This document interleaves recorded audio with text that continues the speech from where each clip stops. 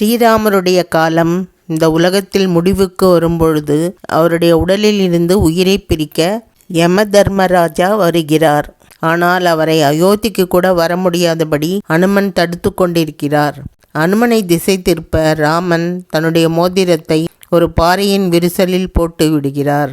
அந்த மோதிரத்தை எடுக்க அனுமன் தன்னுடைய உடலை மிகவும் சிறியதாக மாற்றிக்கொண்டு பாறைக்குள் ரொம்ப தூரம் பயணம் சென்று நாகலோகத்தை அடைகிறார்.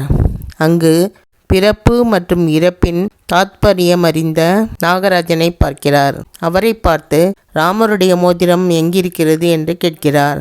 நாகராஜன் கை காட்டிய இடத்தில் கணக்கிலடங்காத மோதிரங்களை பார்த்து அதிர்ச்சி அடைகிறார் அனுமன். இந்த மோதிரங்கள் எல்லாம் எப்படி வந்தது என்று நாகராஜனை கேட்கிறார். இங்கு இருக்கிற ஒவ்வொரு மோதிரமும் ஒரு காலச்சக்கரத்தை குறிக்கும். அதிலே திரேதாயுகம் இருக்கு. அதிலே அனுமனும் ராமனும் இருப்பாங்க. எப்பொழுது ராமருடைய நேரம் இங்கு முடிவுக்கு வருகிறதோ அப்பொழுது ராமர் மோதிரத்தை தவற விடுவார். அதை எடுக்க அனுமன் நாகலோகத்துக்கு வருவார். மோதிரத்தை எடுப்பார்.